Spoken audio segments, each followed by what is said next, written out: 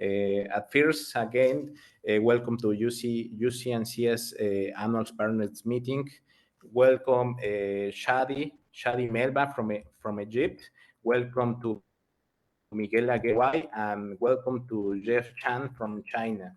They are our partners that represent us in UC&CS Global in each country. So in this moment, we are going to make a panel with our partners, and they are going to explain us some different convictions and economics statistics in order to know about their countries and in order to know about the investments that clients or us can do in that countries. So at first we are going to start with Shadi Melba from Egypt. Welcome, Shadi. Welcome to the Annual Partners Meeting. It's a pleasure to have you in this conference, and also to listen to you, the explanations you are going to do. And at first, Shadi, we would like to know some things about your country. And please, if you can present the PowerPoint presentations. And after that, we are going to make some questions in order to know more about your country. So please, Shadi, can you present us the more interesting things, activities, economic and statistics, and the form to make business in Egypt, in Egypt, please? And welcome, Shadi, again. Thank you, Francisco. Thank you. Thank you to you, Shadi. The panel is yours. Thanks. It's my pleasure for the first time to have this meeting with all of you, colleagues in UC&CS. It is a very great opportunity to share our ideas in regard to our countries to push the investment and our clients and investors globally.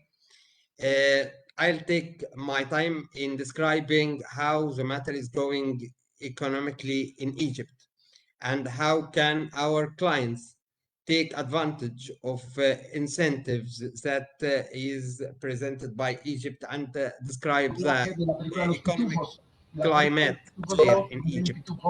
In fact, Egypt, from the point of view of establishing companies in the first stage, as we all accountants or consultants, will have a cost that is ranged from 2,000, 5,000 as a regulatory formation cost for companies, varied depend on the legal entity and the form of legal entity in Egypt, since that limited liability companies will gain the lower cost, which is closer to 2,000, and lower requirements for capital. So it is very attractive for any investors to have a limited liability company rather than to have a corporation, which will gain the highest amount closer to 5,000. As you know, Egypt goes through many electronic government procedures to make the matter simply for our investors. So investors now can do a lot of procedures through his accounts and through the electronic government. And now Egypt is ranged about the third countries in according to World Bank doing business report after Tunisia and Saudi Arabia. So the investor can take advantage of the electronic government system that is now government is working on it, even in tax and in other procedure in social insurance and all of these governmental authorities. The cost for closing the companies due to bankruptcy or something like that will be from 1,000 to 1,500 and will take about 90 days. We don't like our clients to go out, but it is like information that we have to say. Cost and number of days for registering property. We have a tax here in Egypt for property, for building and lands and investment property when transferred from one entity, from one person to another, it is 2.5%. But in case of companies transfer property to another companies, it will have to be subject to capital gain tax. But for individuals, it is 2.5 to 3% from the property, from the amount of property value as stated in contract. The country risks have been reduced from 6 to 5 in according to Organization of Economic and Cooperation Development report. The reduction mainly get from the rate of growth. Egypt sustained in last 2 or 3 years after getting from revolution a good rate of growth in GDP, and this push most of those classifying the Egypt to lower risk degree. And the annual GDP for per capita is 3,000, approximate $3,000, and the GDP is 363 billion.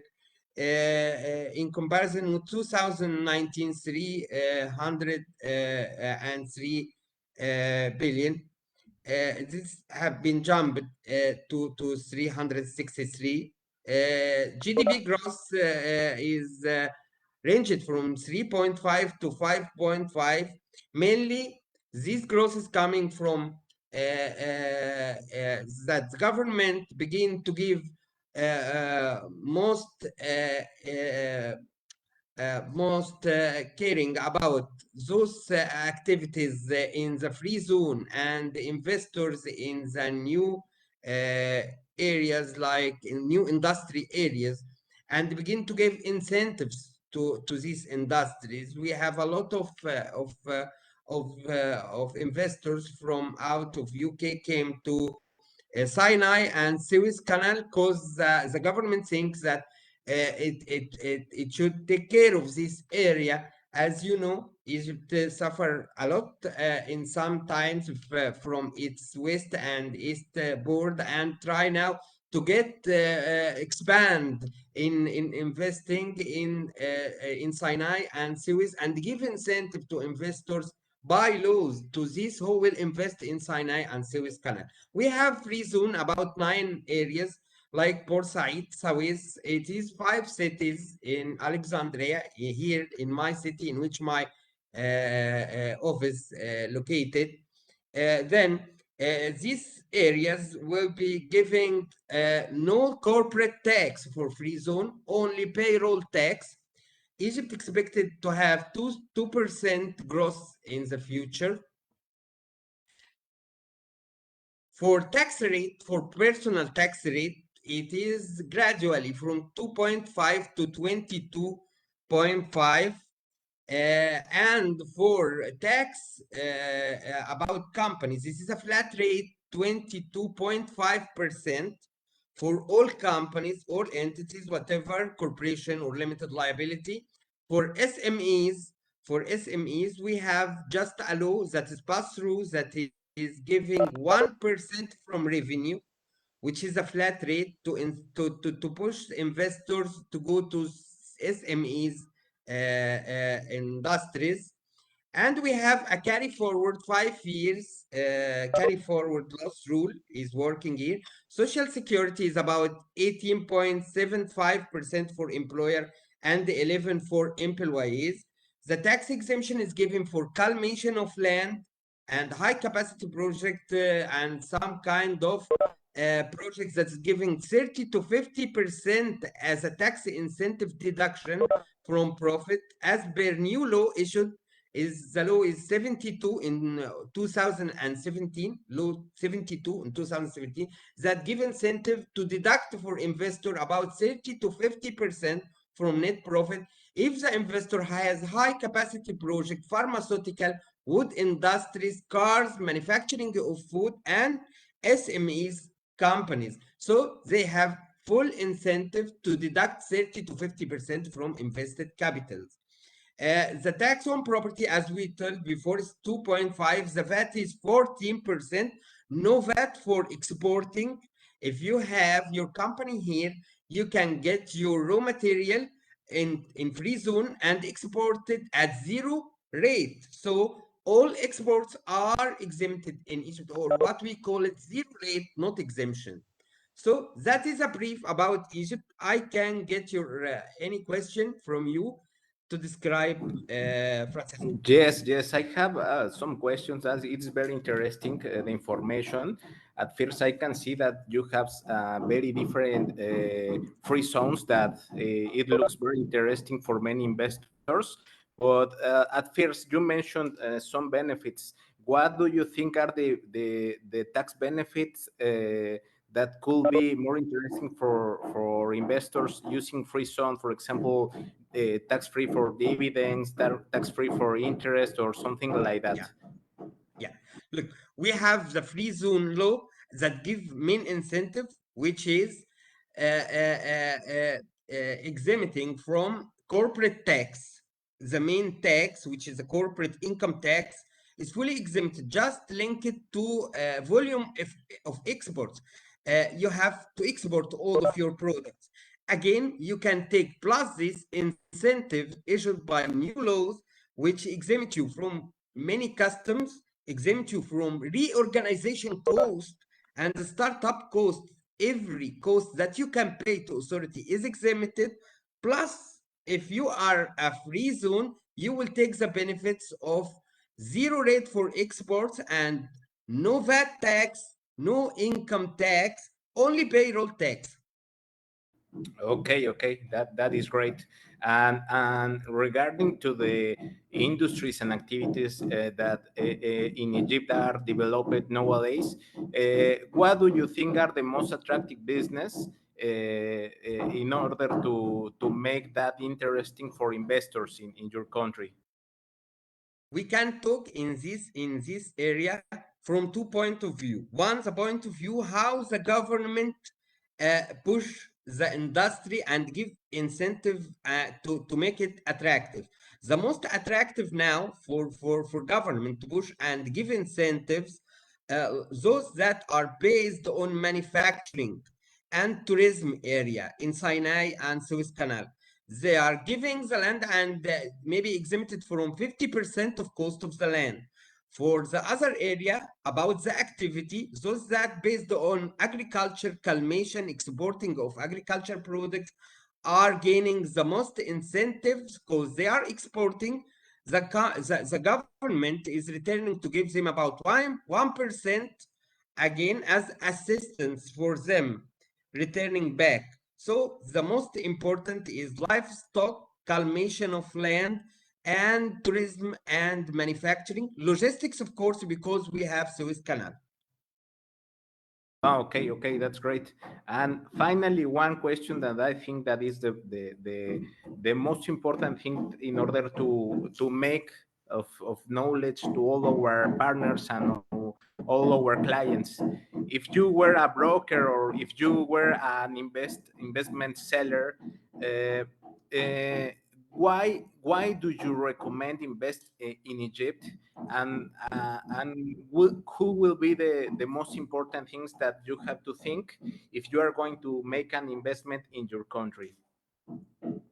I think with the investor, if he has an industry that is labor emphasizing or is labor based, so we have here the labor cost is very low in comparison with other countries.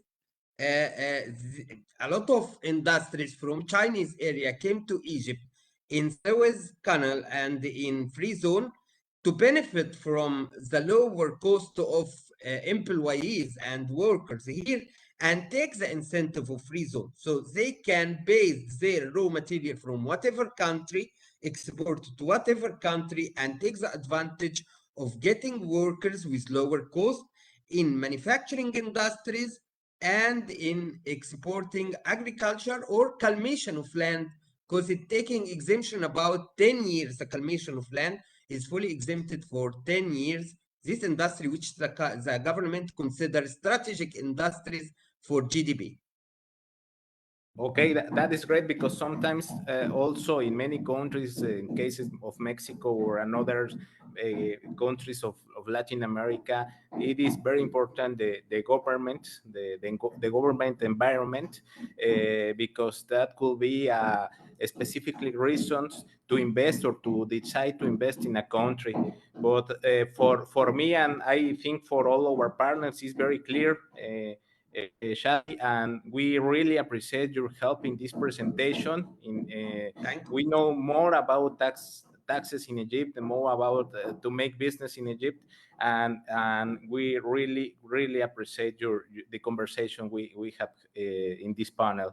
So thank you, Shadi. I don't know if you have any comment, another thing you want to explain to us and to UC&CS partners. No, I'm grateful for you all, and I'm very pleasure to have this opportunity to share with you in the conference. Would like to thank the teamwork also. Everyone helped me in this first time. I'm very grateful for all of you, and thank you. Shadi, we will be at your commands for each thing, and also we expect that many investors decide to go to all the countries that we promote in this firm. Thank you very much, Shadi. Excuse Thank me, you. Francisco. I have to ask to everybody, if you have any question, you can ask them through the chat or open your microphone, please. Si alguien tiene alguna pregunta, lo pueden hacer a través del chat o lo pueden manifestar abriendo su micrófono, por favor. Thank you very much, Francisco. I think there is Thank no you, question, but if there was any question, of course we are going to send to Shadi to help us the answer.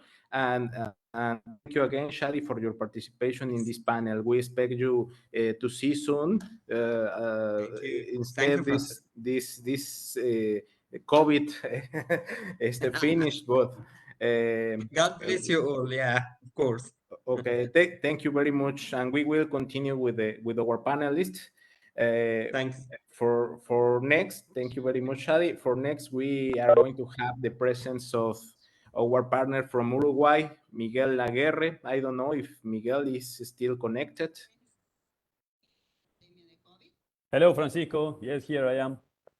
Hi, Miguel.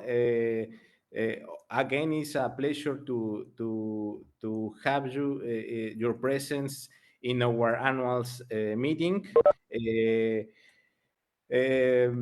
We have many things to talk about Uruguay. I think Uruguay is a very important country in South America, in Latin America. Recently, we have an important meeting of our representatives of each country in Latin America, and the participation of the president of Uruguay was very impressive. We are not going to talk about politics, but we really know that Uruguay is a very important country in South America and Latin America. And also, at first, we would like to listen to you the explanation about the economic and taxes environments in your country. And after that, I think we will have some questions to you. So please welcome Miguel, and if you can help us with your explanation and with your presentation, the panel is yours. Well, hello to everybody. It's a pleasure to be in contact with you. I hope so next year we can be face to face with all of you. And well, I'm going to talk about the subject about doing business in Uruguay. Do I start with the presentation, or should I make some comments? At first, if you can start with the presentation, and after that, we have some questions in order to make more dynamic this panel. But can you help us, please, with the presentation, with explanation of general activities and economic statistics of Uruguay, please? Okay, excellent. I shall see.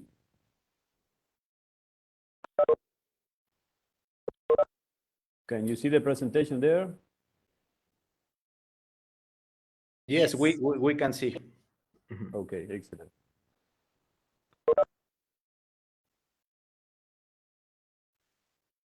Well, doing business in Uruguay.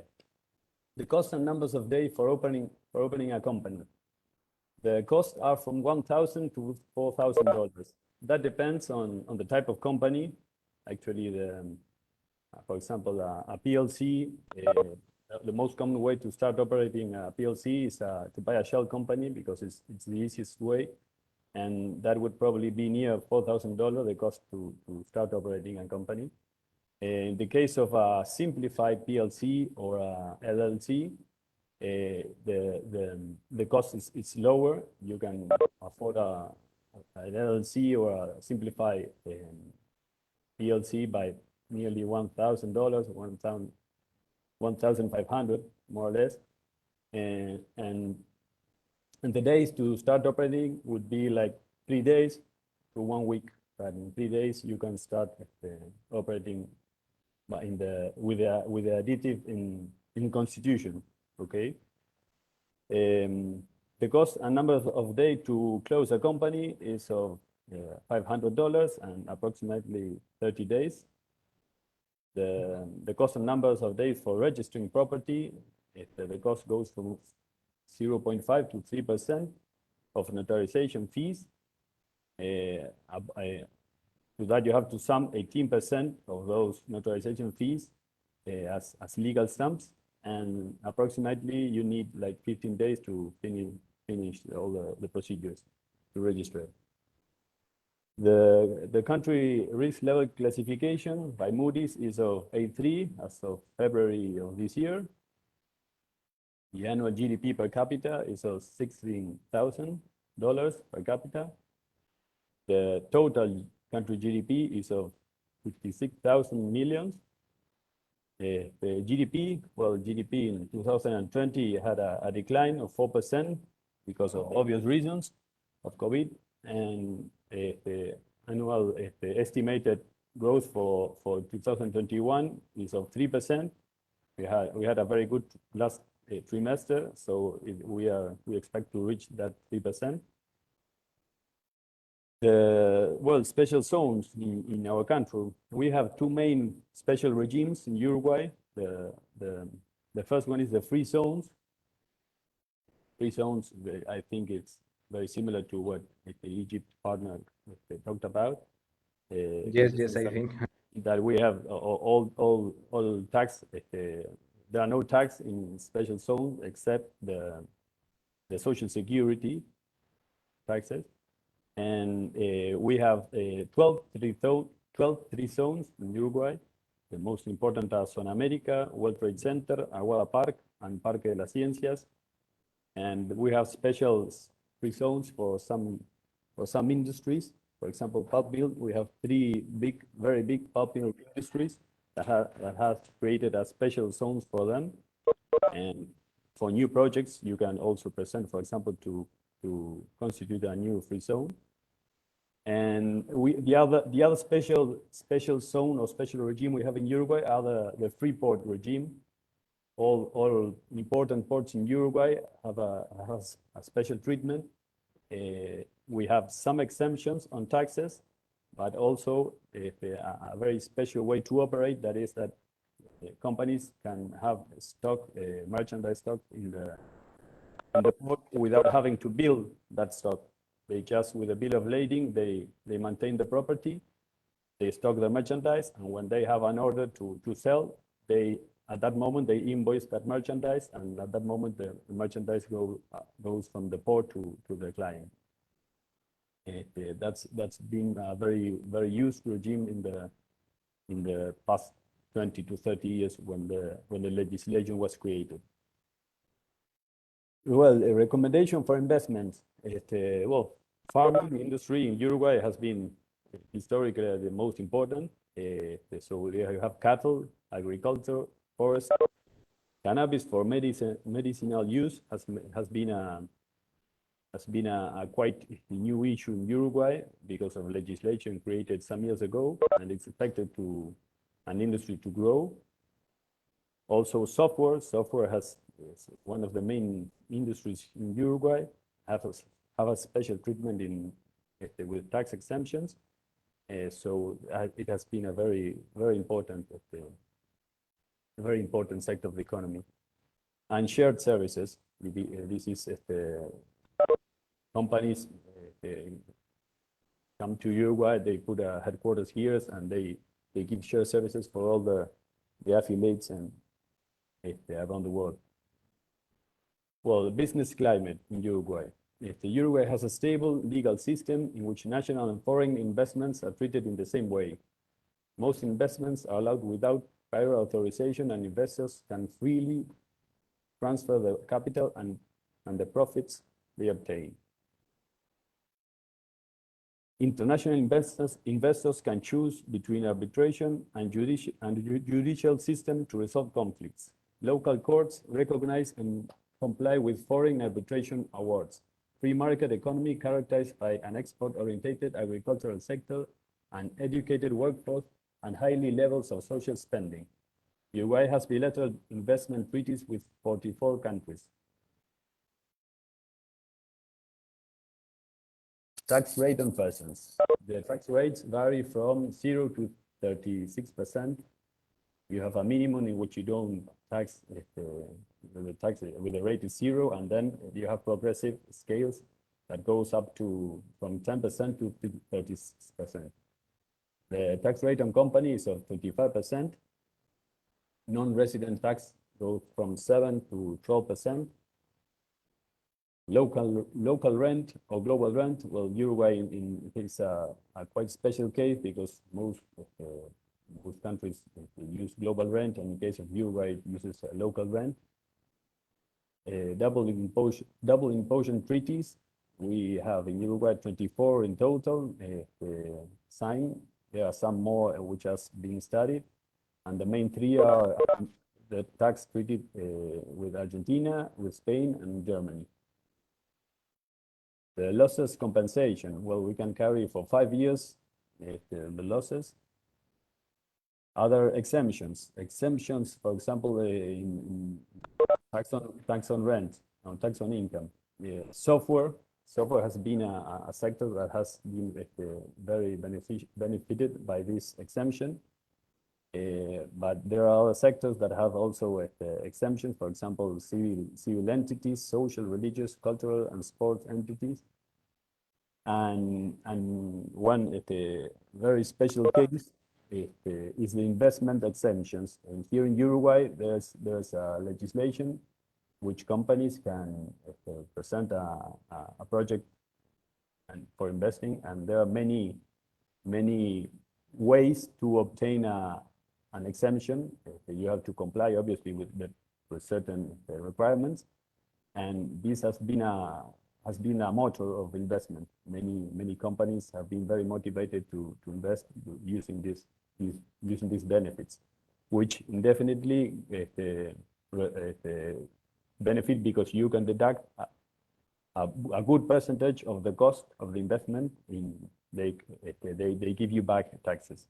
For example, mainly for 40 to 80% of the investment has been a quite common range of to have an example of the benefit you can afford. Exemptions in VAT, in VAT, in products like primary products, mainly like live animals, plants, raw fruits, books, wood, and agricultural supplies and machinery. Also, exemptions on VAT on services like property rental, loan interest, under certain conditions, and educational and cultural activities. Social security, housing, pension rates. Well, there you have on social security, you have an employee at the cost of 50% of the salary, and a company at a rate of 7.5%. Health insurance, you have 4.5% to 8%, depending on if you have children or you are married, and the company has to pay a 5% of health insurance. This health insurance has an annual cap, so in many cases you usually maintain in the annual cap. Tax on property. Companies pay 1.5% of the fiscal net worth on tax on property, and in the case of persons, they pay if you have an excess amount of $110,000 or 2020 in case of families.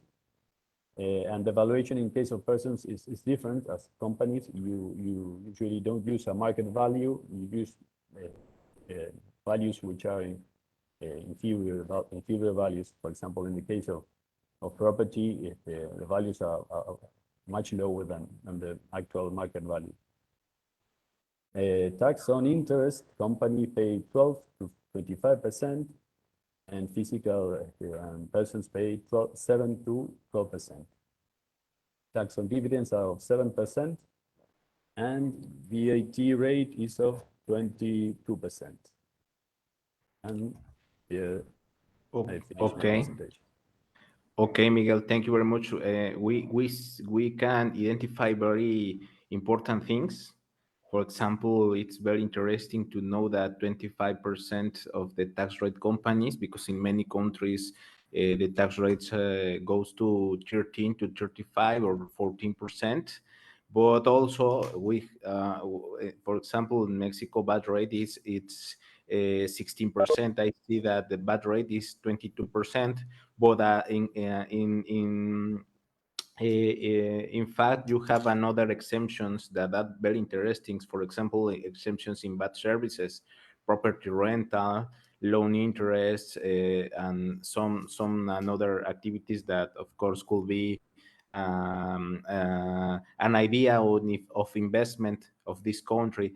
And regarding to this, we have some questions for you.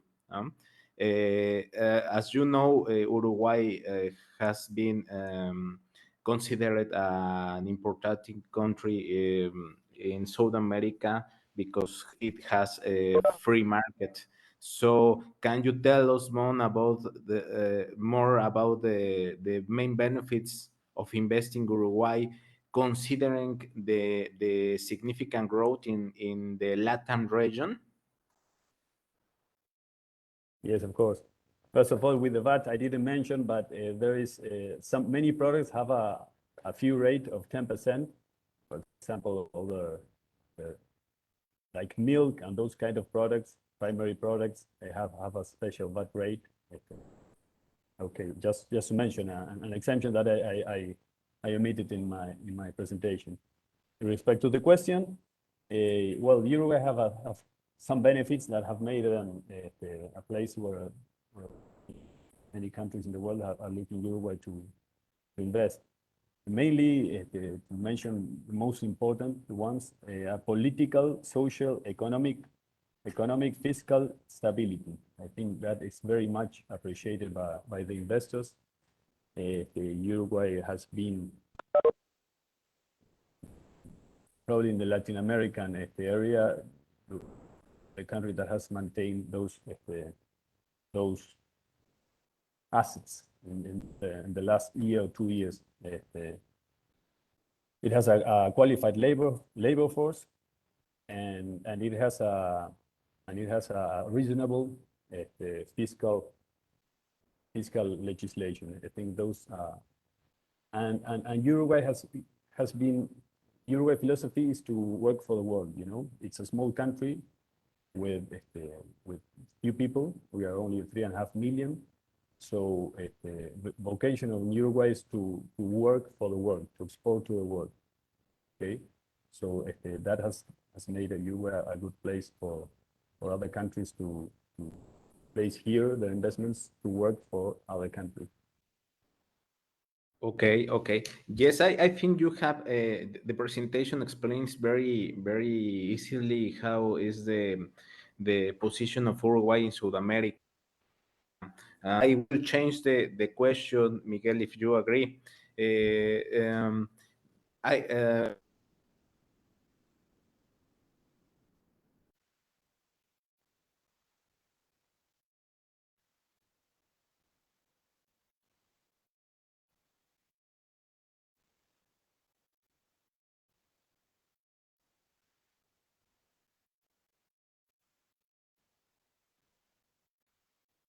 I think we lost Francisco, no?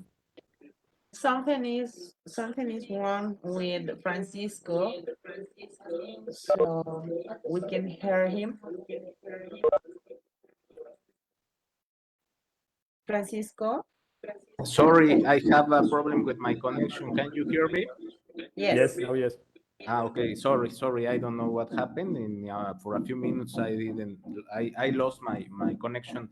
But thank you for your patience.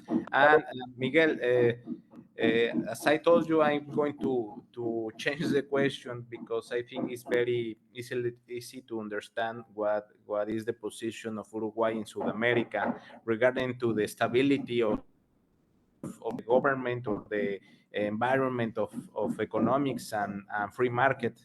So what do you think about migration? Because remember that unfortunately today there are many problems in different countries in South America, and I have listened a lot that many countries and many people is thinking to make a procedure of migration to countries like Chile and like Uruguay.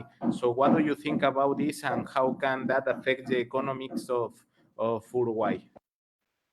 Well, Uruguay has a position quite open to migration. No, we have received thousands of people, mainly from Venezuela, Cuba, and República Dominicana in the past years.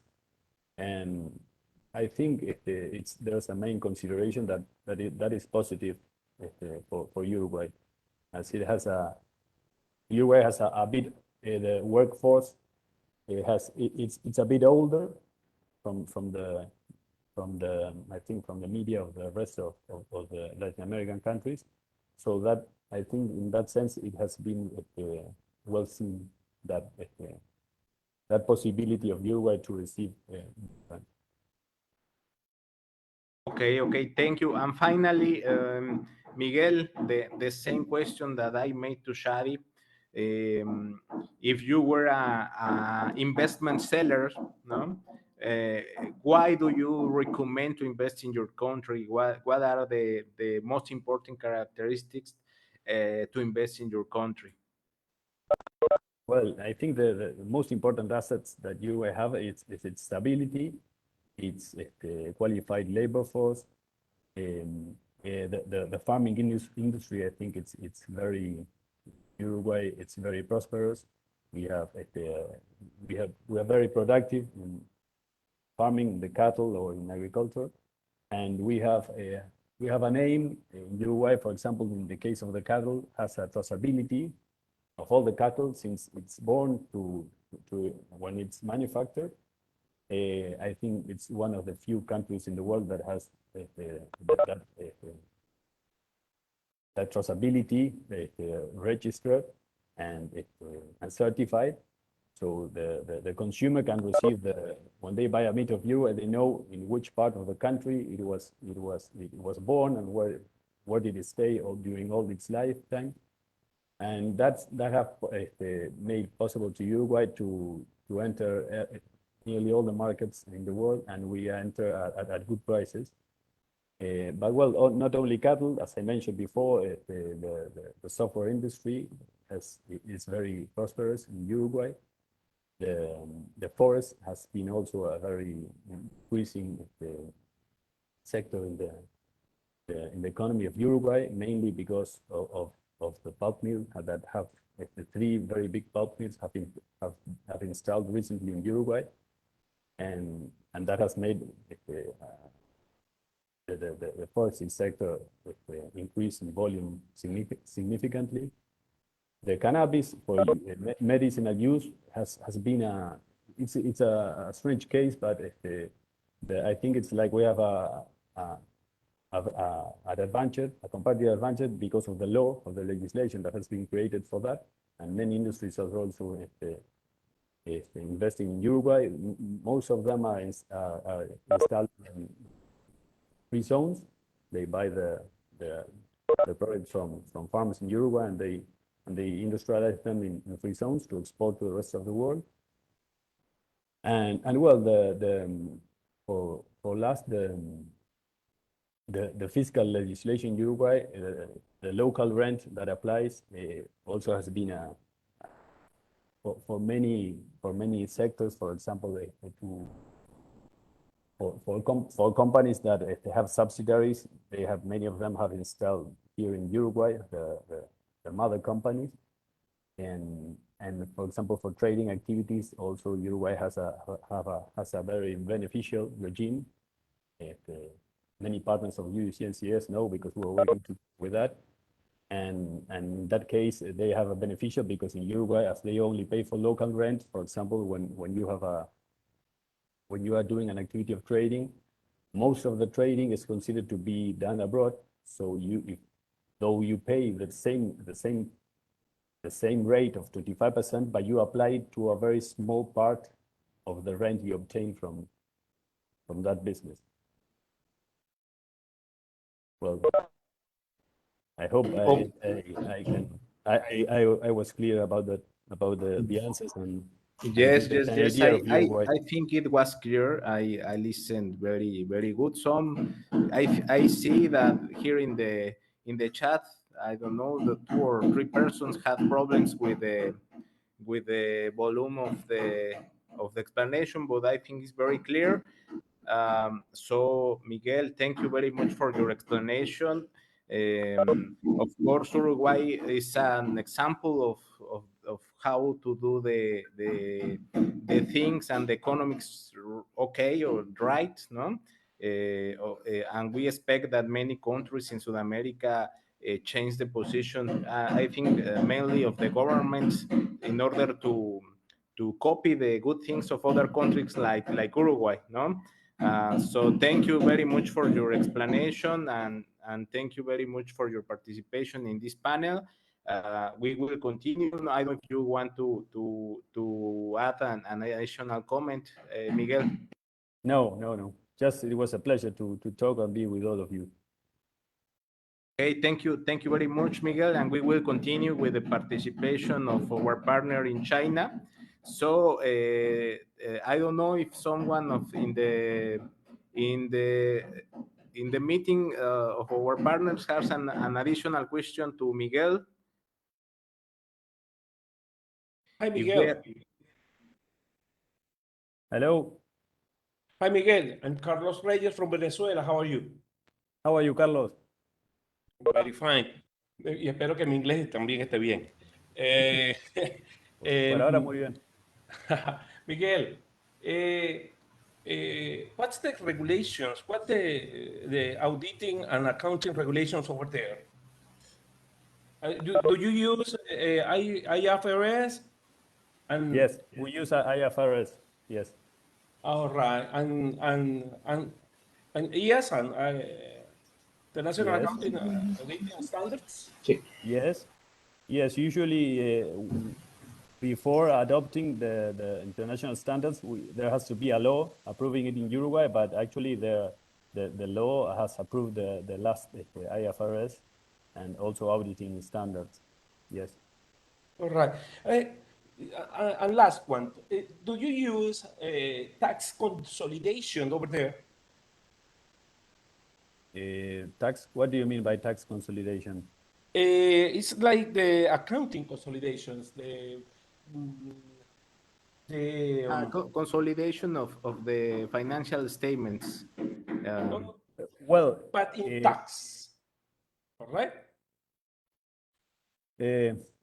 I don't think so. We use tax consolidation. When you have a mother company that have subsidiaries, you just present one balance. So yes, you can. If we have a treaty with that country, you can use what you pay in the other country in tax. You can deduct in Uruguay, but that would be like a special, like a consolidation. But you start from the balance sheet you have individual or consolidated. But I don't know if I could answer your. Yes, I think Carlos. Each one presents its declaration. Yes, Carlos and Miguel, that is because in some countries there is a specific tax regime that is consolidation tax regime. But for example, in Mexico, that was for many years. Today is that is not applicable. It depends a lot. I don't know if Miguel, if Uruguay is part of the OCDE. If it is the case, it's possible that you cannot make any tax consolidation regime in your country. But I don't know if you are part of the OCDE. No, no, I think not yet. We are near, but we are not yet part of the OCDE. All right. All right. Thank you, Miguel. Thank you very much. You're welcome. Okay, thank you, Carlos, for your participation. I don't know if anyone has any question to Miguel. Okay, let's continue, please. Thank you again, Miguel, for your participation. We will be in communication with you. Very interesting to know many things about Uruguay. And Okay. For the next participation in our annual partners meeting, we require the participation of Jeff Chang from China. I don't know if Jeff Chang is connected. Yes, I'm here. Hi, Jeff. How are you? I'm good, thank you. Okay, Jeff, thank you very much for your participation here. It's a pleasure to talk with you about business, the business here. environment. And at first, we would like to listen to you about the main statistics, taxes, and other economic statistics of China. Of course, China in this moment has many things to listen about this country. No? We expect that China will be the most important country, or maybe it is now in this moment the most important country in the world regarding to the investments in Asia, in America, and in Europe. So at first we would like to listen to you about these statistics, and after that we have 2 or 3 questions that we want to know and to know your opinion about these things. So welcome, Jeff, and we listen to you with your presentation. Okay. Thank you. Yes, you can see the presentation here, right? Yes, we can see. Okay, great. Thank you. Yes. Thanks so much for inviting me into this conference. It's my great pleasure to be here together with you all. I hope after COVID, we are able to, meet in person. It's now almost 12 o'clock at night here in Hong Kong. So if I say anything wrong, please accept my apologies. Yes, don't worry. Okay. Yeah, so our Ascend Step Finance is operating both in Hong Kong and in China, and we have professionals in accounting, in finance, in investments, and helping companies set up in Hong Kong and China, and also maybe go IPO or perhaps have other investments. So I myself is an accounting advisor to the Ministry of Finance. So I'm able to maybe share a bit regarding the information in China and also in Hong Kong.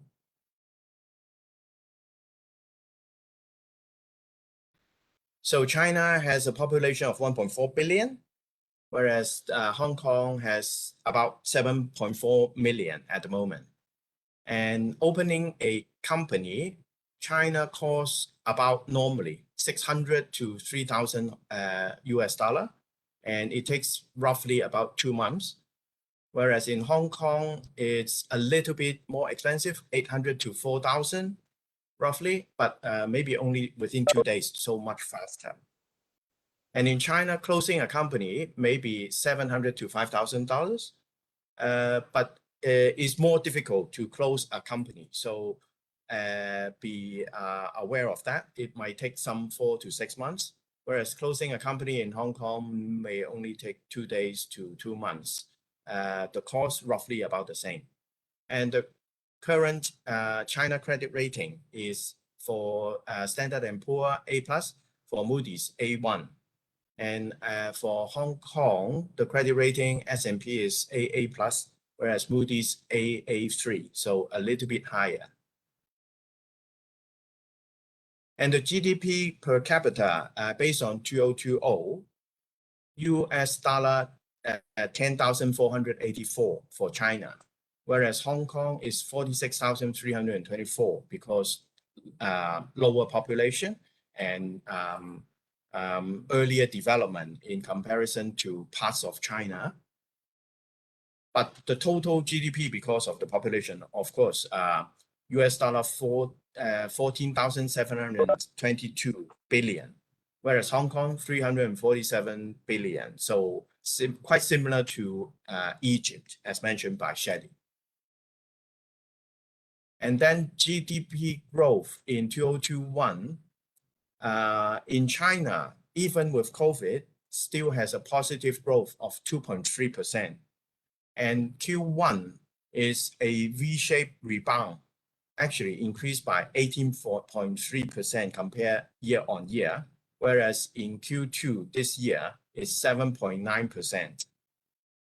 So the projection is 8 point something percent for the full year 2021.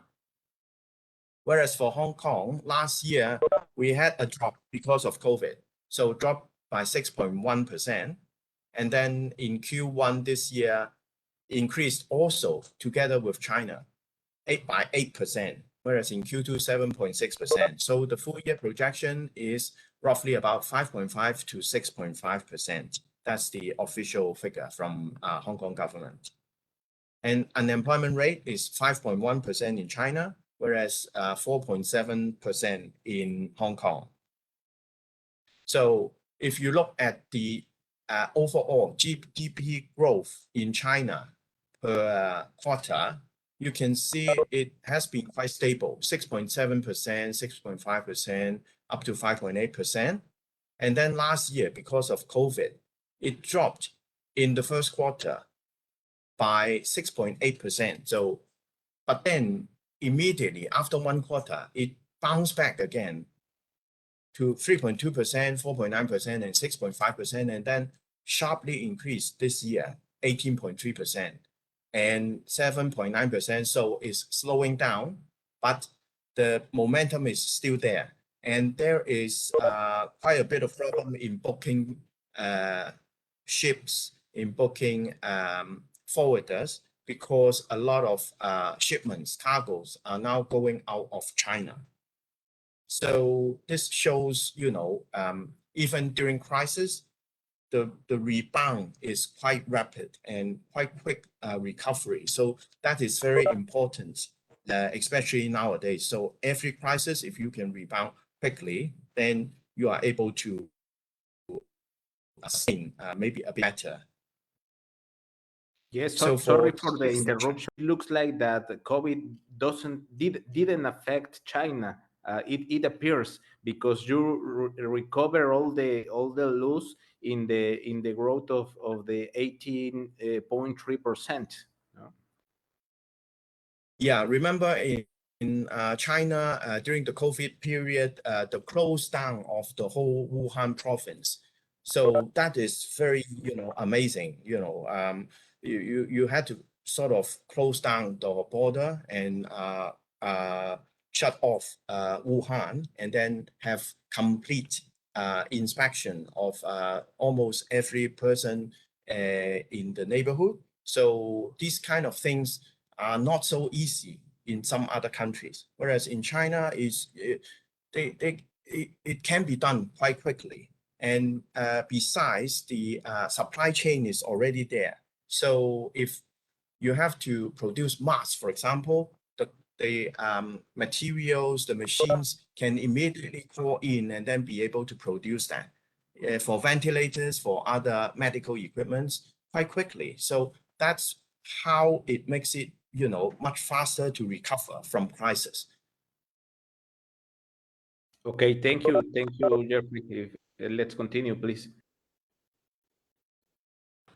So regarding taxes, So for China, the tax rate, the individual income tax is roughly about 3 to 45%, whereas for companies now has reduced quite a bit, so it's 15 to 25% normally. And then for the non-residence tax, a concessionary rate of 10 to 20%, normally 10%, is applied to the rental, royalty, and other passive income, dividend also. And then we might be able to get some exemptions. For example, income earned by the PRC resident enterprises from activities in agriculture, forestry, etc., are able to get some exemptions. So for foreign enterprises going into China to work in these areas, we might also be able to get some exemptions. For the Social Security, the employer needs to pay roughly about 40 to 45%, whereas the employee himself or herself pays about 18 to 22% of the salary, so as to be able to pay for the Social Security, the housing, and also the pension. We call it free fund. So the basic salary can be a little bit lower, but then on top of it, there are some free funds on top. And then the on property, generally, roughly about 1.2% of the original value, with some deductions, and then or otherwise 12% of the rental value. And there is capital gains tax involved in China, and the VAT tax is roughly about 3 to 12%, and there can be some reduced rates and exemptions. Whereas in Hong Kong, it's a very simple tax system. So for personal income tax is with a ceiling of 15%. So very low, scaling from 2% to at most 15% standard. And then the tax rate for companies is 8.25% to 16.5%. The first 2 million Hong Kong dollars, only 8.25%. And after that, 16.5%. But there are a lot of tax deductions, expenses that you can claim. So there are a lot of other tax that are not applicable in Hong Kong, including VAT and also some non-residence tax. And then the mandatory provident fund, and we basically only have that for employees, is only up to around 5% of the salary, or with a ceiling of $200 per month. So it's not very much, but this is compulsory. And then the tax on property, there's not much tax on it basically, but when you buy and sell, you have a stamp duty, which is quite high, but there is no capital gains tax involved. So in comparison, China is a much bigger market, of course, but Hong Kong may be the tax scheme because it is much easier and simple. So it's an area where we can sort of make use of Hong Kong to sort of invest into China and be able to get in and out quicker. Okay. Thank you very much. So maybe I can briefly also go through this slide. Yes, of course. So we'll listen. Yeah, as mentioned in the previous slides, the growth is very stable, and together with a very moderate or low tax scheme. And China is also trying to improve on a lot of different things. So, and one is regarding the dual circulation. This is the external circulation and the internal circulation. External meaning selling to others and buying from others. And then internal is the internal consumption. So China is now encouraging the internal consumption because people are getting richer and able to afford to pay for different products and services. So this is now being encouraged and forming a bigger local consumption and ecosystem. So as with technology and with other additional things going on, China is able to sort of encourage people to consume. And then with that, this is getting a multiplier effect into the whole economy too. And for ESG is doing a lot of things. One is to have a mission and vision of carbon peak in 2030 and carbon neutrality in 2060. So with that, a lot of carbon emission is to be reduced. Enhancing locations, meaning the Bay Areas. So one of the most prominent one is Greater Bay Area. So this is the southern part of China, including Hong Kong, and that's with 66 million population. So trying to encourage the cooperation within the area so as it's able to develop faster and also with the flow on impact to the suburban areas. And then there are the finance centers, Hong Kong, definitely, and Shanghai and Shenzhen. These are some of the top IPO centers in the world. And China is putting on a lot of focus in technology. So big names like Tencent, Alibaba, and others. And there are new innovations coming in, EVs, electronic vehicles, drones, etc. So there are a lot of new technologies being encouraged in the country. I think that's about time. So any questions? Okay, thank you, Jeffrey. Yes, we have very simple questions that I think are going to be very interesting for our partners of UC&CS.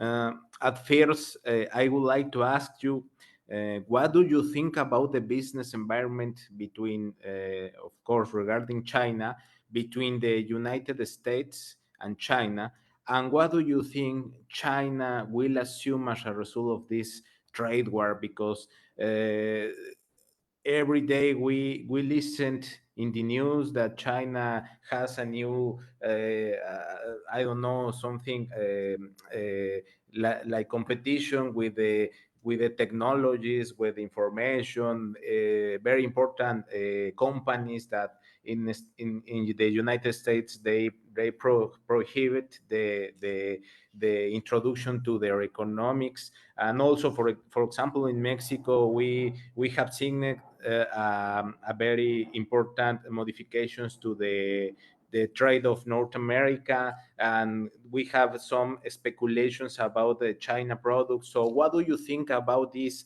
trade war, and what do you think is the position of China about this?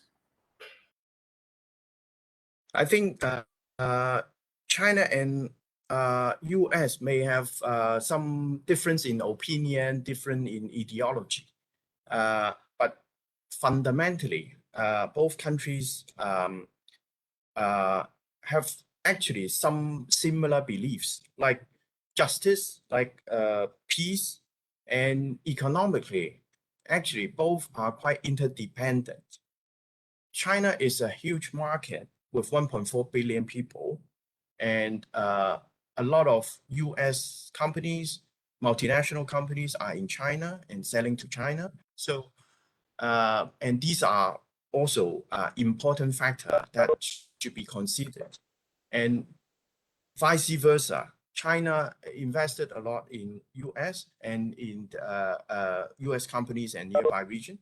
So the economic interdependency is already there. it's difficult to unwind everything and say, hey, we cut, we do any major cut off. So there might be some difference in opinion and conflicts from time to time, but fundamentally, it's not a major long-term issue.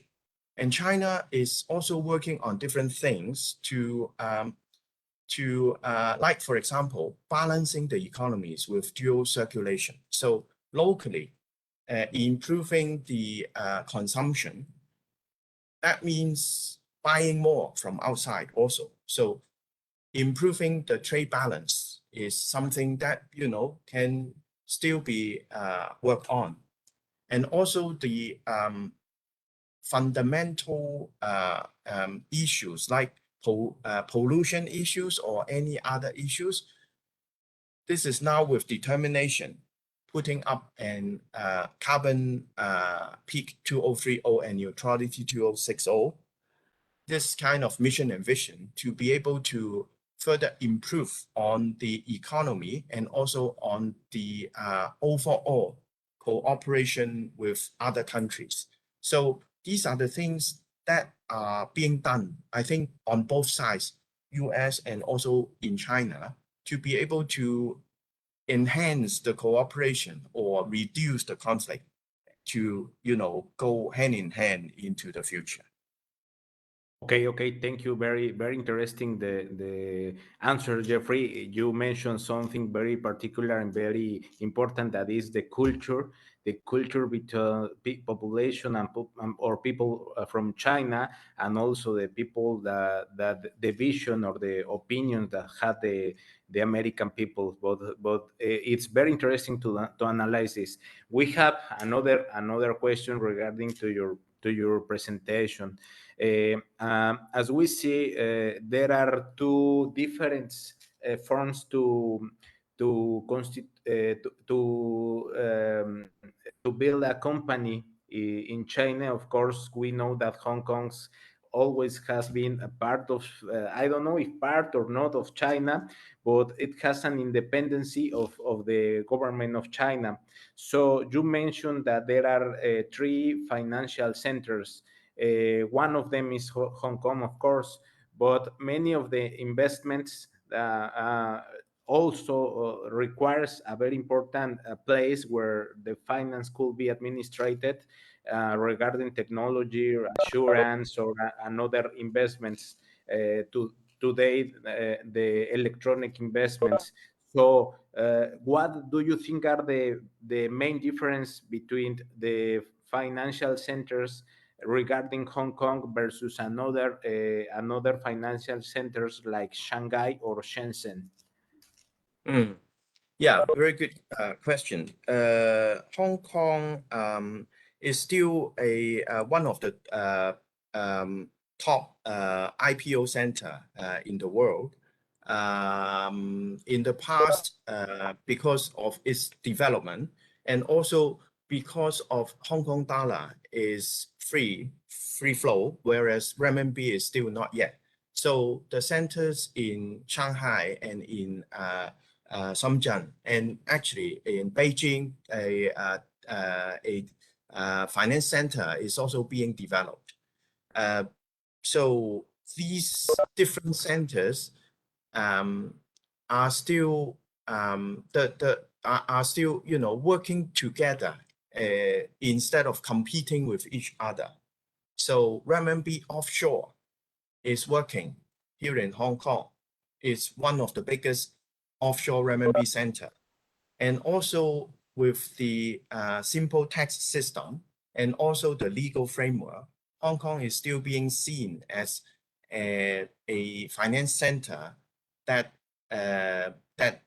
people put money in, and even some organizations, some enterprises in China, including Greater Bay Area, are putting in money in Hong Kong, so as this can be also translated into different currencies very readily.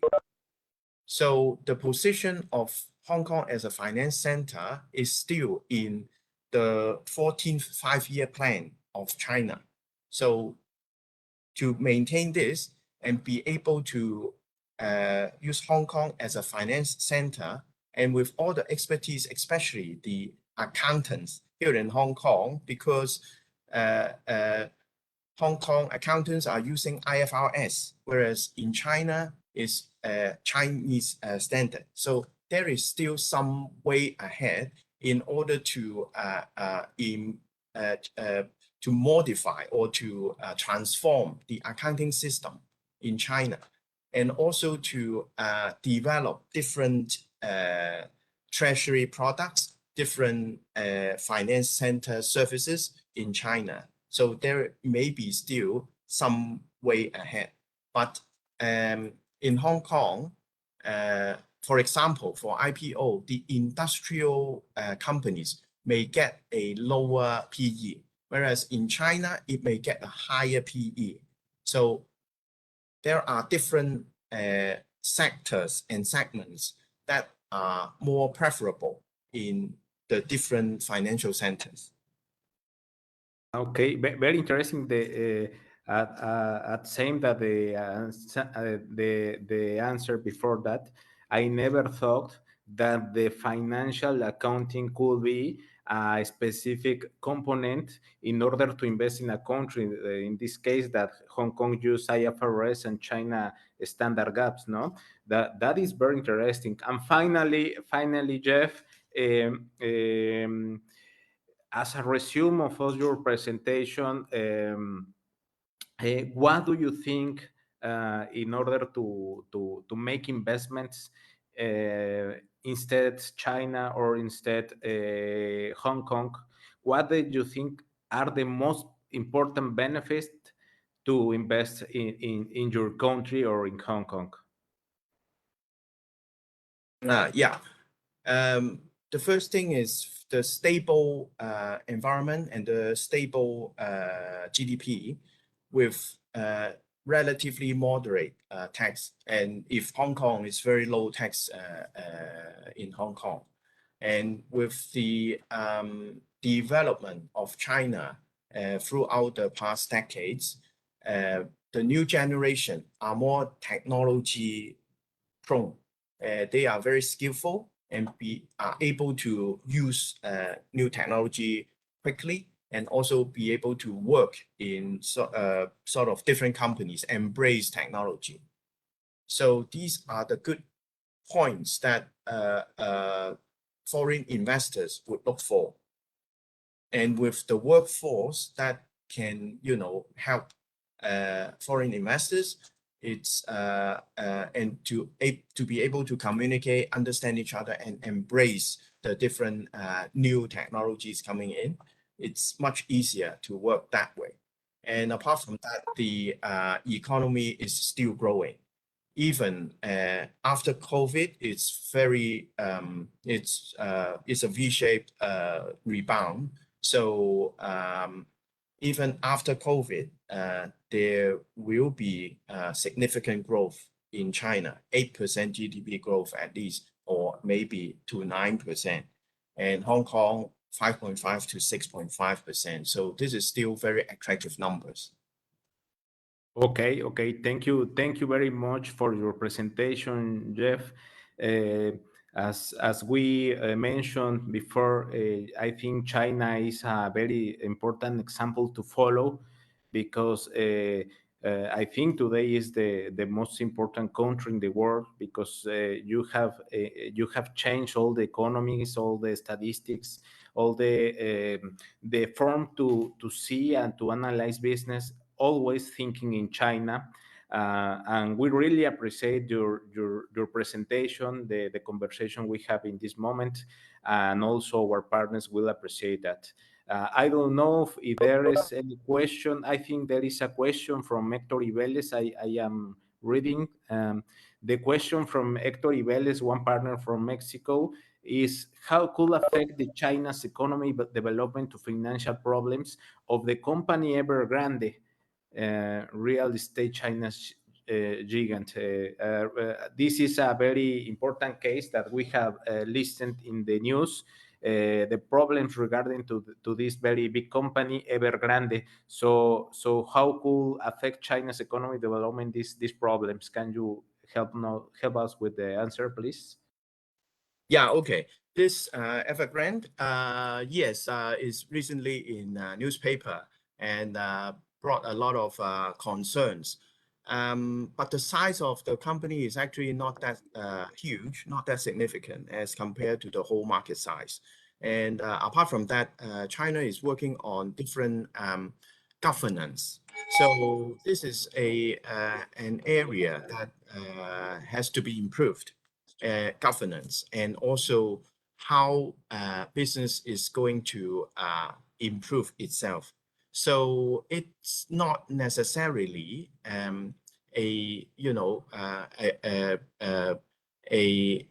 very bad news that companies may downsize or may even collapse, because companies have to be able to sustain itself, and sustainability is something that is very important, not just expanding very quickly.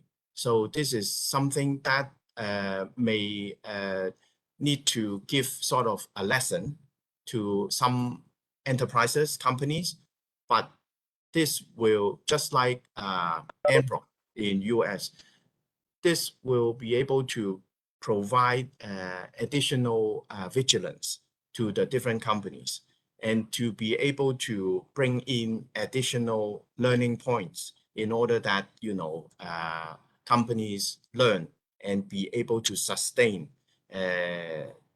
overall, to be able to have the liquidity on one hand and the